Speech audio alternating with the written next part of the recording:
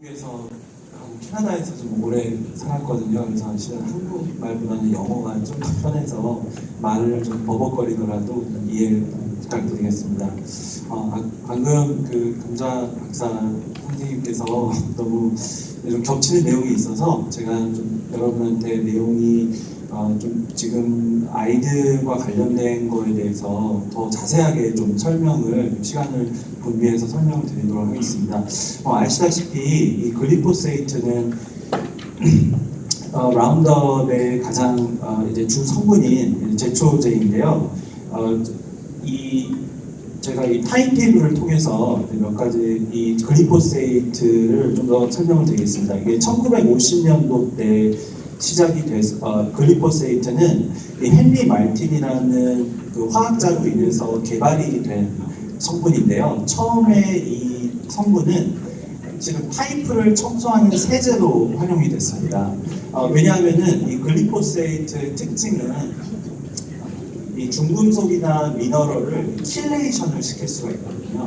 그래서 뭐 마그네슘이든 아연이든 뭐 이제 수은이든 이런 중금속들과 미너럴들과 달라붙어서 그런 거를 운반을 막고 할 수 있는 그 유일한 효능을 갖고 있습니다.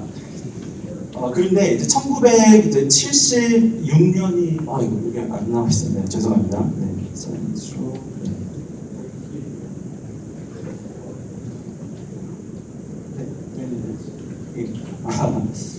시작부터 좀 산만해서 죄송합니다. 네. 그래서 여기 앞에 거 지금 없어. 1950년도 때 글리포세이트는 이제 개발이 돼서 이제 1976년대 이 성분을 몬산토에서는 라운드업이라는 제품으로 이제 출시를 하게 되죠. 근데 그 당시 때 라운드업이 주목을 받았던 이유는 굉장히 광범위한 아주 다양한 잡초에다가 활용을 할 수 있었습니다.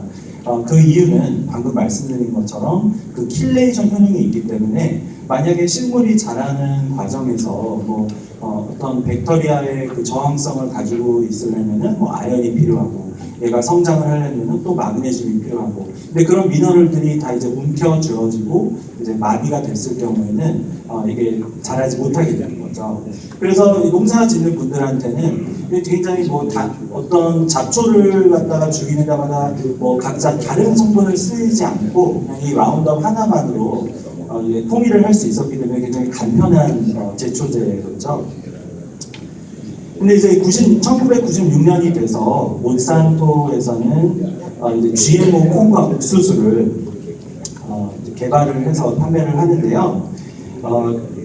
일반인 분들한테, 일반 소비자 분들한테 GMO 옥수수와 그 유기농 옥수수를 나란히 옆에 두고 비교를 해봤을 때 그럼 과연 어떤 차이가 있냐 물어봤을 때 대부분의 소비자들은 GMO 옥수수는 일반 옥수수보다 더 알맹이가 크다, 더 추운 날씨에도 자랄 수 있다 이렇게들 말씀을 하시지만 아시다시피 이 GMO 옥수수는 이 글리포세이트의 저항성을 가지고 있는 거죠. 근데 이 1996년에 후부터 이 농사를 짓는 방법이 그 하나의 그 GMO 옥수수의 트레이트 때문에 어마어마한 변화가 일어나게 됩니다. 96년 후반부터부터는 우리가 일일이 그 잡초에다가만 조심스럽게 제초제를 뿌릴 필요가 없이 그 제초제를 이제 비행기에 올라타서 이제 마구잡이하게 뿌려도 되기 때문에 그 글리포세이트가 그 똑같은 땅덩어리에 96년 후반으로 넘어가게 되면서 활용량이 한 50배가 증가했다고 합니다. 그리고 이제 2015년에 이어서 이 WHO에서는 글리포세이트가 이제 그룹 2의 칼시노진 발암물질이라는 선언을 하고요. 제가 여기서 좀 더 자세히 좀 설명드리고자 하는 것은 그 2015년도에 또 발표된 낸시 스완슨의 논문입니다. 이제 이 논문에서는 글리포세이트가 그 해에 뿌려진 양과 그리고 우리가 이제 현대인들이 겪고 있는 또한 그 지난 30년간 급격하게 증가한 현대인들의 가장 흔한 질환들의 트렌드를 분석을 한 거거든요. 그래서 여기 앞에 보시는 것은 알츠하이머 질환으로 인해서 사망을 한 플러트인데요. 보시게 되면은 이제 1970년도 중반서부터 알츠하이머가 증가를 하다가 이제 97년도 후반서부터 이렇게 점프를 하게 됩니다. 바 쪽으로 보시게 되면요. 그리고 이 빨간 선은 이 유전자 변형이 된 옥수수와 콩이 심어진 양이고, 또 파란 선은 글리포세이트와 이 콩이 글리포세이트가 이 콩하고 옥수수에 이제 뿌려진 양을 뜻하게 됩니다. 그래서 이 22가지 중에서 그 당뇨를 또 보시게 되면요, 이 초록색 선으로 보이시는 것은 1980년도에서 또 93년도의 트렌드를 분석을 해봤을 때 이런 식으로 이런 정도까지 당뇨가 증가를 해야 되는데 1996년 후반서부터 좀 추가적인 요인이 있다고 측정을 할 수 있다는 거죠. 불면증 또한 1996년도 후반서부터 급격하게 증가를 했고요. 자폐증 또한 96년도 후반서부터 급격하게 증가를 하게 됐습니다. 그래서 이 논문을 바탕으로 해서는요, 이 22가지의 그 분석된 하나를 제외한 모든 질환들이 그 90% 이상의 코롤레이션이 상관관계를 보였다고 합니다. 근데 이거를 그 감을 잡으신다면요, 담배를 피는 것과 폐암이 걸리는 것의 이 코롤레이션이 대략 한 74% 정도 됩니다. 0.74. 그래서 0.90 정도 되는 수치는 논문에서는 거의 발견하기 어려운 그 코롤레이션이라고 합니다. 근데 그 중에서도 가장 높은 연관성을 보이는 질환들은 뇌와 관련된 질환인데요. 자폐와 치매들은 0.99 이상의 코롤레이션을 보냈다고 합니다. 글리포세이트가 우리 음식에는 그럼 얼마만큼 들어있을까? 저도 이게 참 궁금하더라고요. 그래서 이것 또한 이제 유럽에서 지정한 안전한 농도는 이제 0.4 이제 parts per billion인데요. 이거는 만약에 그 박태환이 수영하는 수영장에 우리가 소금 한 숟가락을 푼다. 그러면은 그 정도의 농도가 이제 0.4 ppb이고요. 근데 연구 결과에 의하면은 그것보다 더 낮은 0.1 ppb에서도 뒤의 감과 신장 기능이 무너진다고 합니다. 그 미국의 맘스 어크로스 아메리카라는 기관에서 그 모은 자료에 의하면 어머님 자폐와 이런 발달 지연을 그 아이를 낳은 엄마들의 모유와 분유에서는 150 이상의 농도가 발견이 됐고요. 그리고 또 이 자폐를 낳지 않은 어머님들에 비해서 이게 익스트림하게는 6배에서 7배 정도의 차이가 또 보인다고 합니다. 근데 여기 맨 아래 보시게 되면요, 이제 콩하고 이제 돼지, 고기 이런 것들이 상당히 높은 수치로 보실 수 있는데, 맨 마지막에 보이시는 이 크루거 스터디에서는 그 선천 기형아 돼지 티슈를 분석을 했을 때 어느 부위에 따라서 이게 100에서 높게 가서는 8만까지도 분석이 됐다고 합니다. 그래서 미국의 이 디톡스 프로젝트라는 기관에서는 현재 우리가 아이들이 섭취하고 있는 식품들의 글리포세이트가 얼마나 들어있는지를 그 검사를 해서 이런 정보를 노출을 시키기도 하고요. 제가 이제 시간이 좀 있어서 시간이 좀 없다 보니 이거를 좀 짧게 말씀드리겠습니다. 일단 우선적으로 1950년도 때 글리포세이트는 처음 킬레이션 효능을 가지고 있었기 때문에 쓰였죠. 그렇기 때문에 우리 몸에서는 아주 소량이지만 아주 필수적이며 대사에 관여하는 미너럴들이 있습니다. 예를 들어서 제가 눈이 이렇게 떨리기 시작을 하면은 여러분은 저를 보고 뭐가 부족하다고 말씀해 주실까요? 그렇죠? 그래서 마그네슘 같은 경우는 300가지 이상의 대사에 관여를 하고요. 또 그뿐 아니라 황, 아연, 망간, 철분, 코발트, 셀레늄 이런 필수적인 미너럴들이 이제 운반이 막혀지면서 몸에 해로운 작용을 하게 되는데요. 몇 가지 이제 논문을 보여드리자면은 망간 같은 경우에는 84명의 그 자폐 아이들의 빠진 이빨을 분석을 해봤더니 망간이 결핍이 되었다고 하고요. 또 쥐 같은 경우에는 자폐 성향을 지닌 쥐들이 그 헤파랑 설페이트라는 황을 가장 많이 지닌 성분이 또한 결핍이 되었다고 합니다. 그 한 가지 가장 중요한 그 미너럴 중에서는 황이 결핍이 되는 건데요. 그 자폐 스펙트럼에 속하는 아이들의 그 하나의 그 공통적인 트레이드 마크는 황이 결핍이 되었다는 겁니다. 그리고 아마 여기 앉아 계신 여러분들도 아마 황을 비타민을 섭취하시는 분들은 좀 드무실 거예요. 근데 이 황이 이제 병원에 가셔도 왜 검사를 안 하냐 하면은 황은 다양한 단백질과 지방하고 같이 결합이 돼서 있기 때문에 이걸 정확한 수치로 판단을 할 수가 없는 상황입니다. 그런데 이제 그 중에서도 중요한 그 황과 같이 결합이 되는 것은 콜레스테롤 설페이트라는 건데요. 이것은 이제 피부에서 우리가 햇빛을 닿았을 때 콜레스테롤과 황이 같이 결합이 되면서 서서히 이제 뇌로 운반이 돼서 뇌를 청소를 해주는 역할을 해주거든요.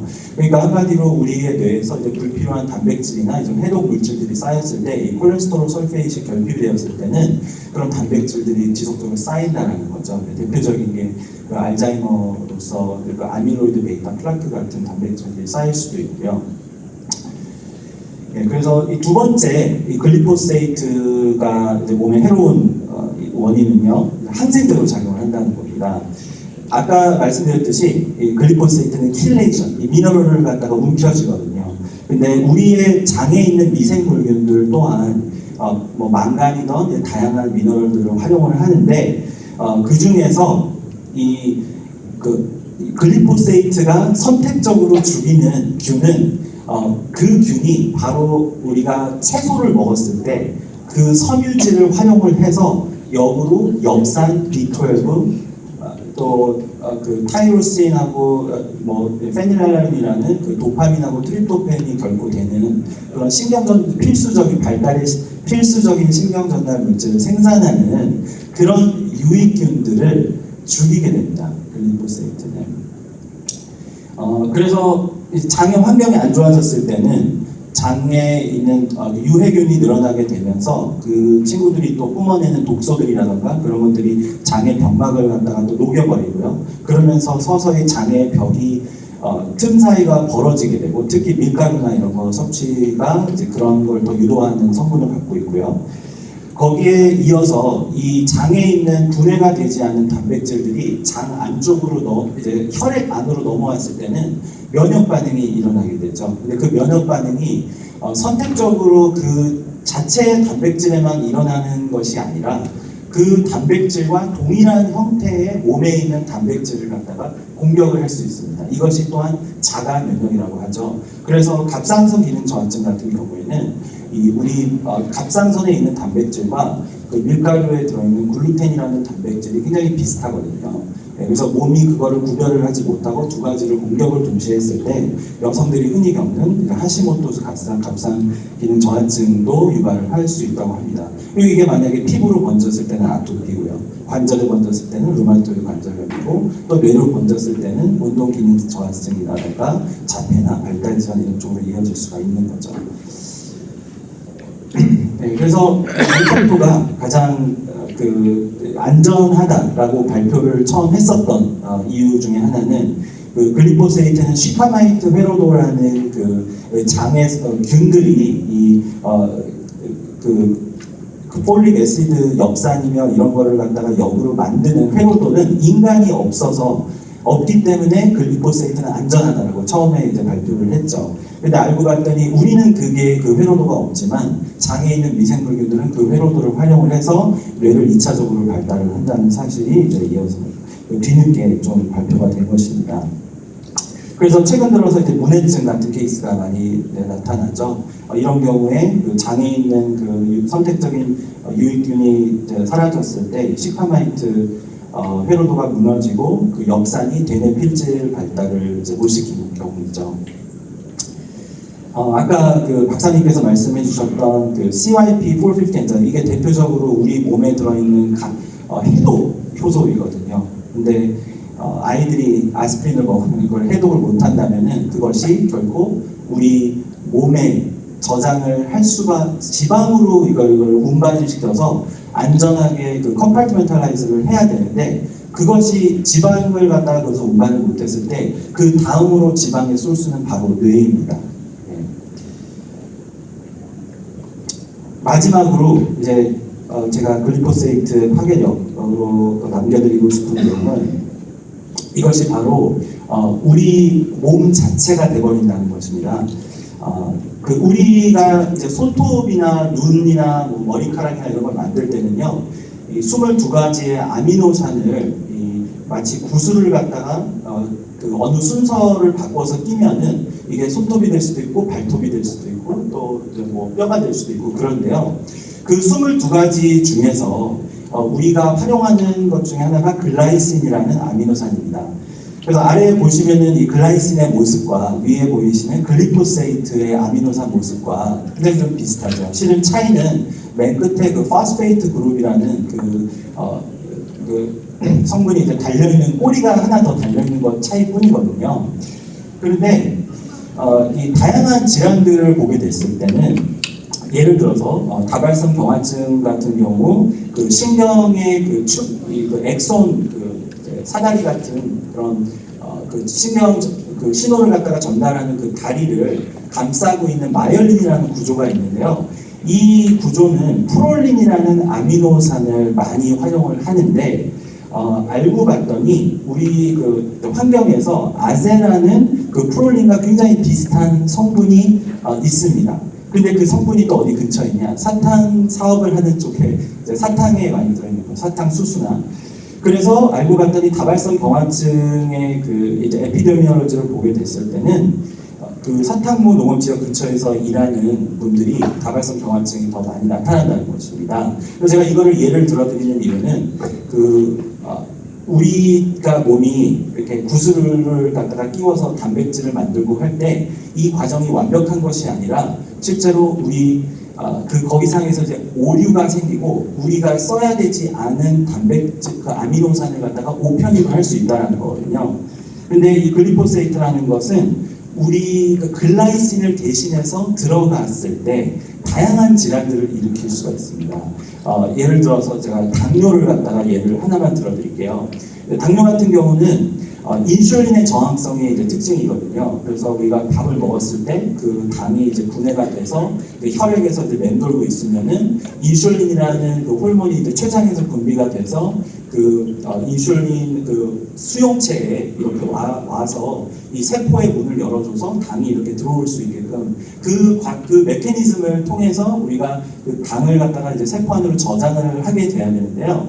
알고 봤더니 이 인슐린 그 수용체인 그 문짝 이것이 글라이신을 많이 활용을 합니다.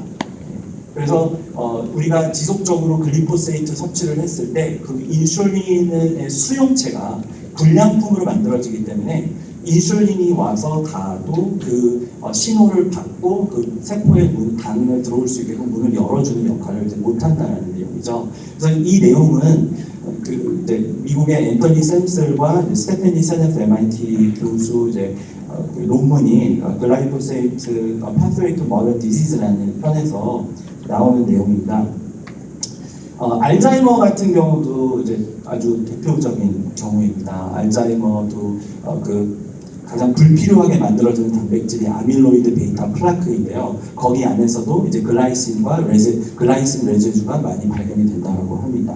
자폐 또한 그 아이들이 흥분을 하는 이유도 하나가 그 가바의 수용체 자체가 그 글라이신을 많이 활용을 하기 때문에 가바는 우리의 그 흥분도를 갖다가 억누르는 신경 전달 물질이거든요. 예.